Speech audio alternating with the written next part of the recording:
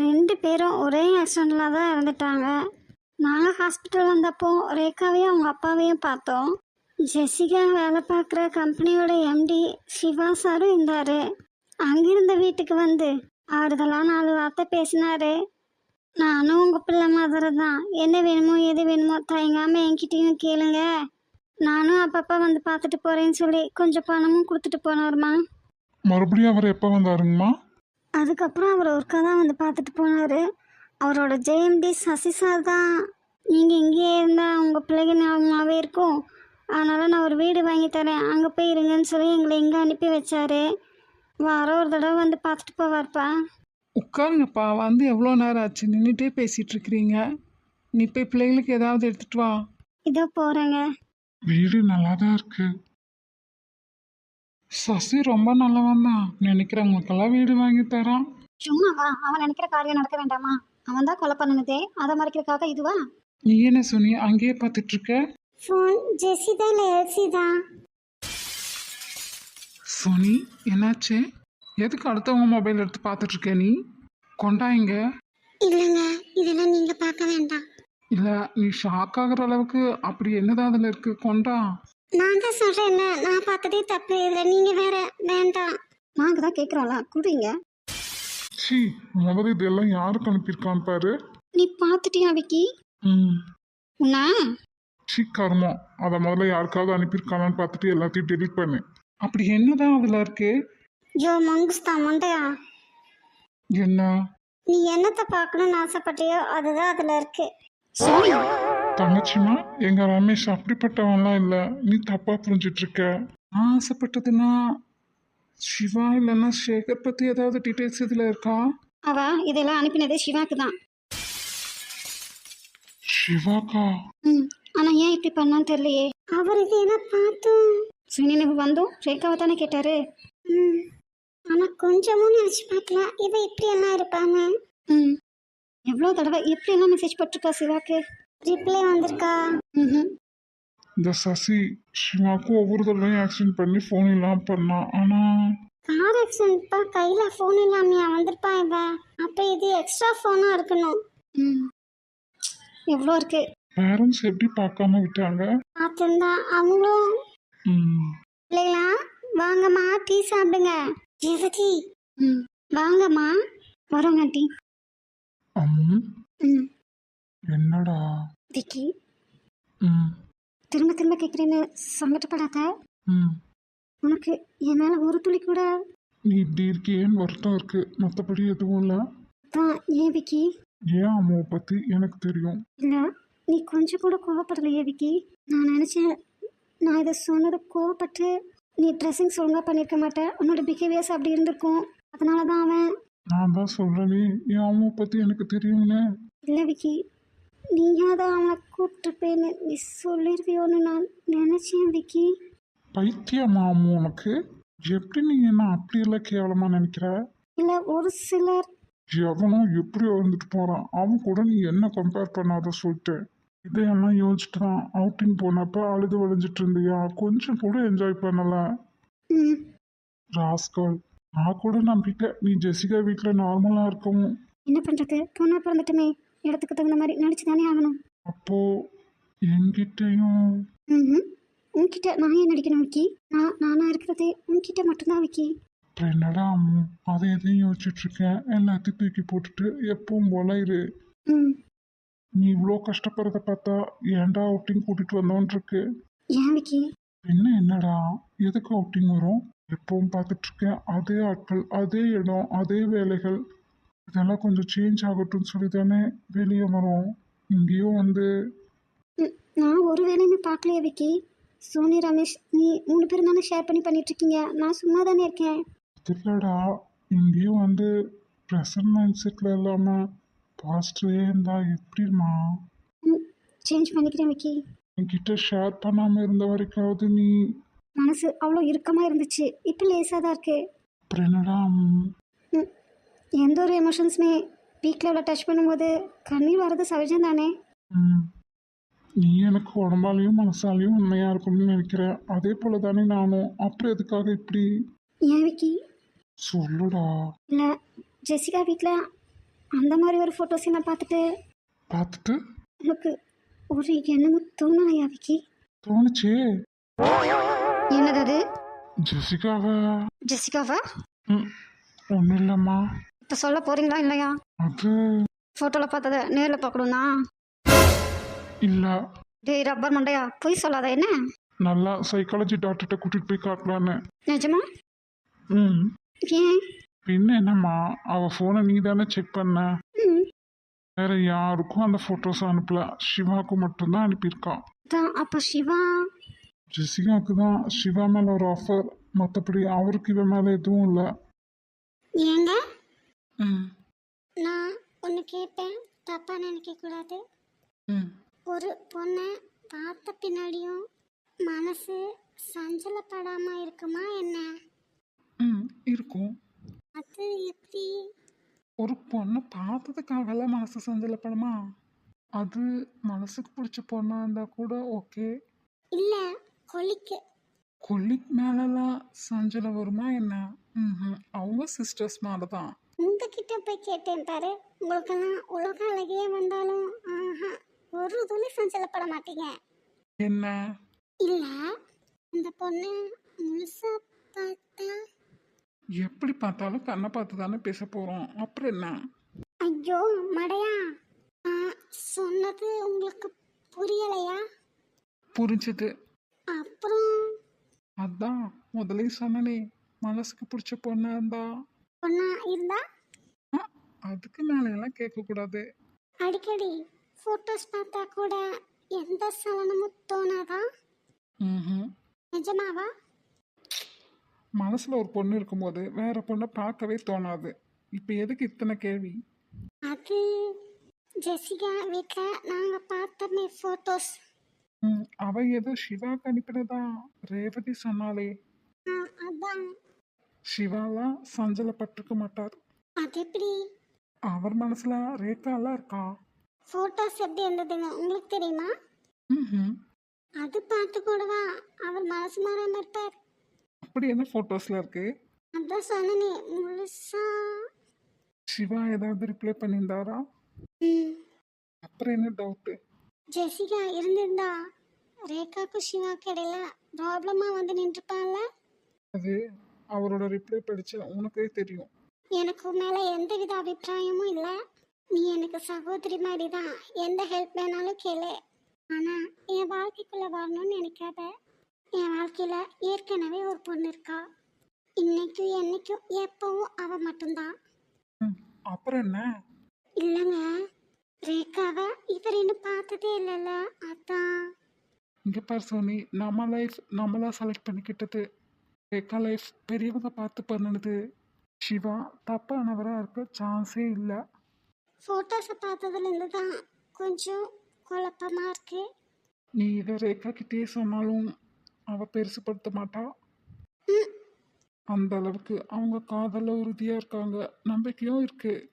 ம் இதே நீயா இருந்தா கண்டிப்பாக ஃபோட்டோ அனுப்பினவளையும் அதை பார்த்த உங்களையும் சும்மா விட மாட்டேன்.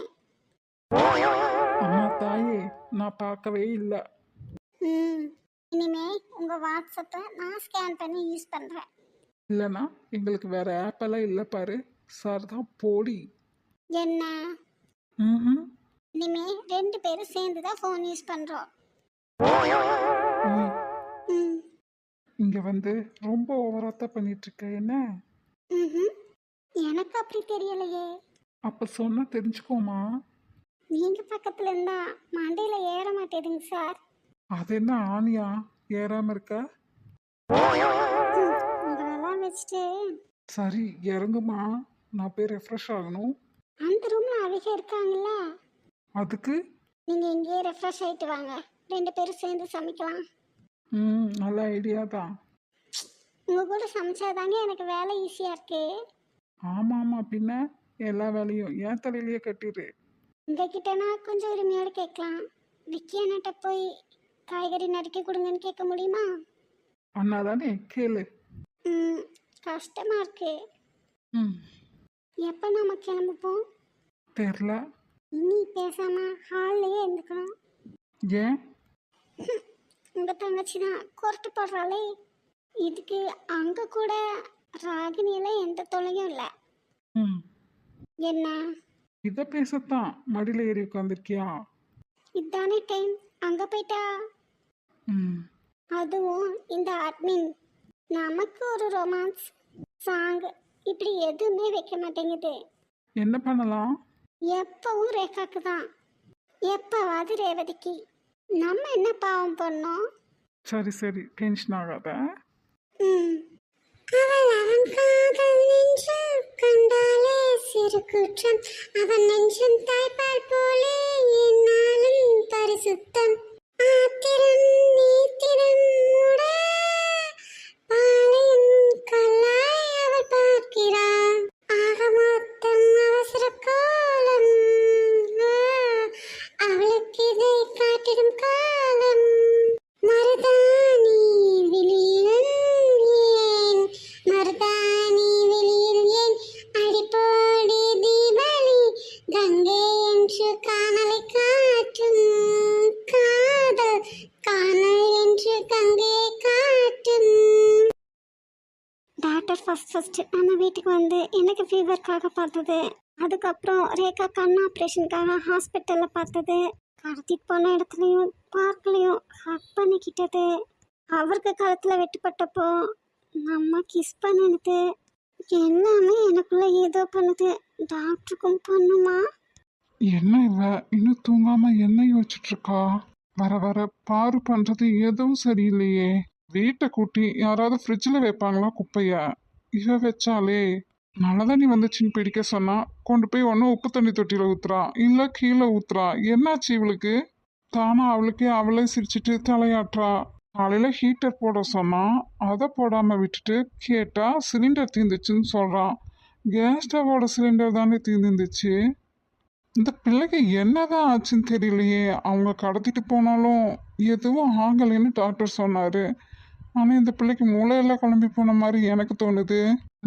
நம்ம வந்து எவ்வளோ நேரம் ஆச்சு, நம்மளை கூட பார்க்காம அவ பாட்டுக்கு என்னவோ யோசனை பண்ணிட்டு சிரிச்சிட்டு இருக்கா. முதலாம் சந்திப்பில் நான் அறிமுகமானேனே, இரண்டாம் சந்திப்பில் என் இதயம் கொடுத்தேன், மூன்றாம் சந்திப்பில் முகத்தை மறைத்தேன், நான்காம் சந்திப்பில் நகத்தை கடித்தேன். காதல் வந்தது காதல் வந்ததடா, காதல் வந்தது காதல் வந்ததடா. பாரு, சொல்லனே, ஏன்டா இன்னும் தூங்காம இருக்க?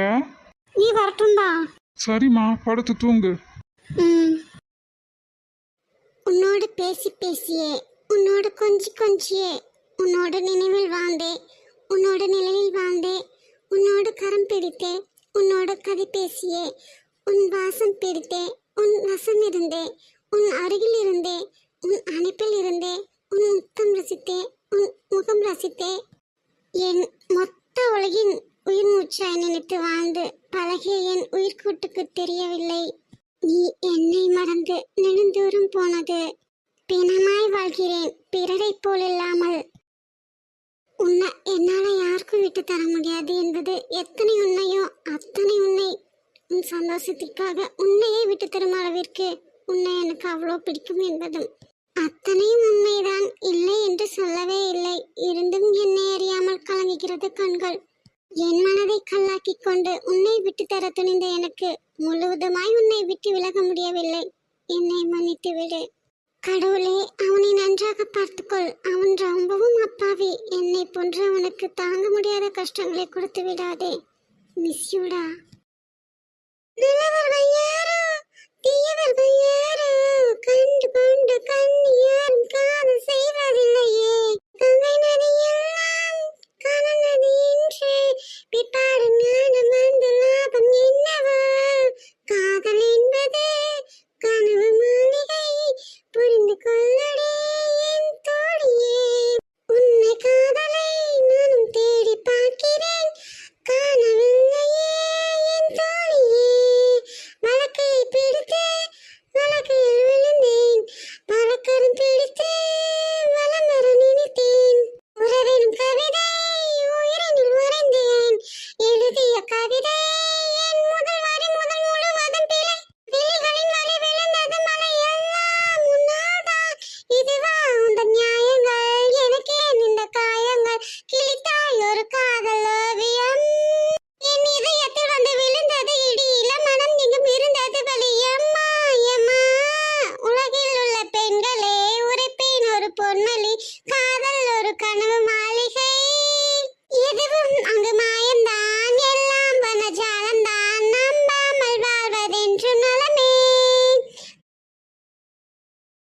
அரிதான பொருளாக தெரிந்தாயடி, அழுகாக்க முடியாமல் தொலைத்தேனடி, எனக்குள்ளே புது மூச்சை கொடுத்தாயடி, சுழல் போல அதை நீயே இழுத்தாயடி.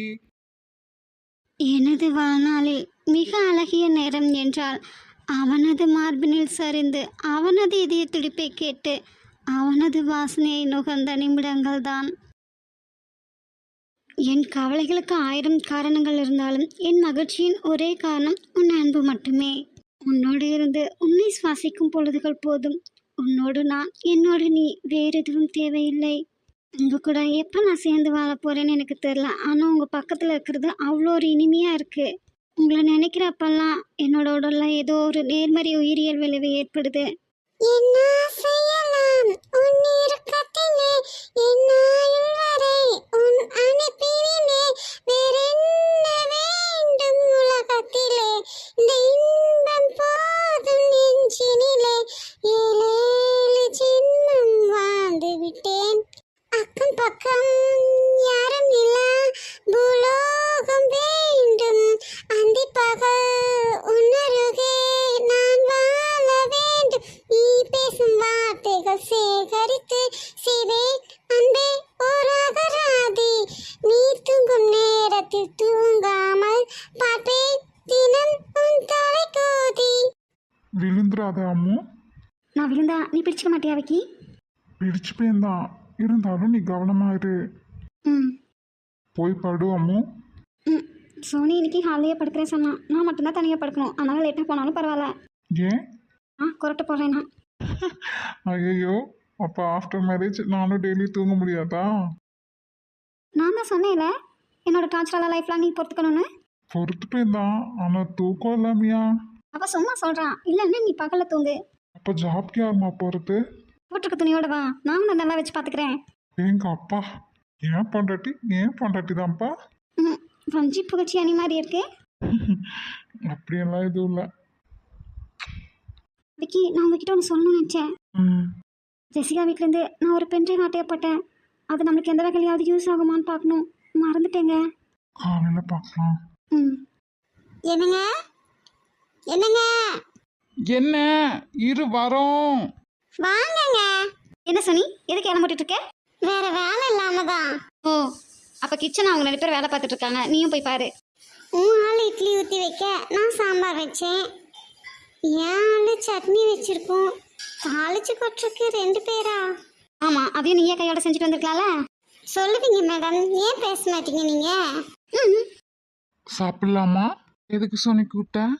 நீங்க கேட்டது இதுல இருக்கு. இத படிச்சு பாருங்க. சாப்பிட்டு பார்க்கலாம் வை. இல்லைங்க, இப்பவே படிச்சு பாருங்க. அப்படி என்ன அதில் இருக்கு? அது யாரோடது?